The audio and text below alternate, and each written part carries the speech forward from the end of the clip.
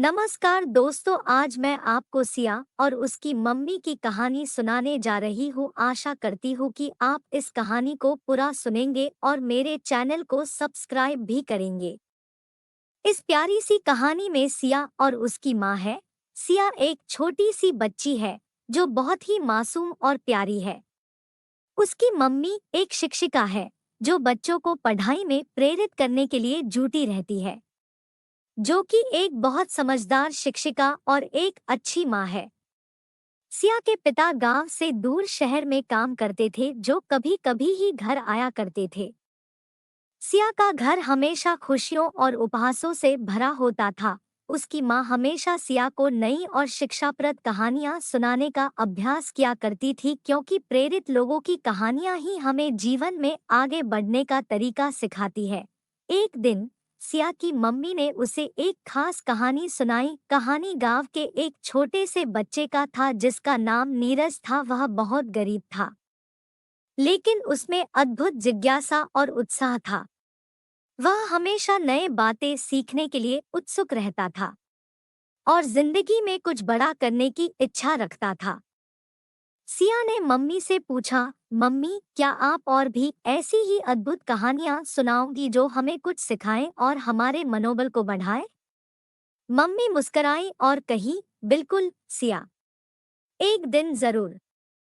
इसके बाद हर रात सिया की मम्मी ने उसे अलग अलग प्रकार की कहानियां सुनाई।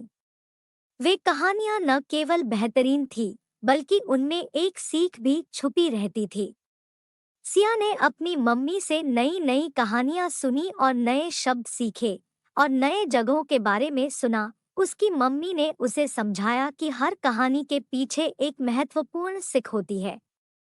एक कहानी में एक सफल उदाहरण देने के बाद मम्मी ने कहा, सिया, हमेशा याद रखो कि जीवन में हर चुनौती का सामना करना, नई चीजें सीखना और बड़ा सोचना हमें बेहतर बनाता है।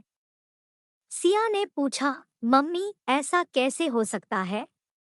सिया की मम्मी हंसते हुए बोली, यह सीखने की भावना ही तुम्हें जीवन में नए दृष्टिकोण प्रदान करती है और नए दृष्टिकोण से ही हम जीवन में सफलता प्राप्त कर सकते हैं।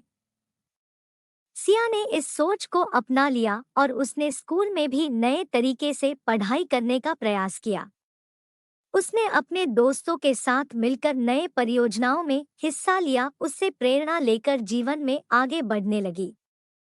सिया की मम्मी ने देखा कि उसकी सुनाई गई कहानियां सिया की जिंदगी को बेहतरीन दिशा दे रही है और सिया को एक नए स्तर पर पहुंचा रही है।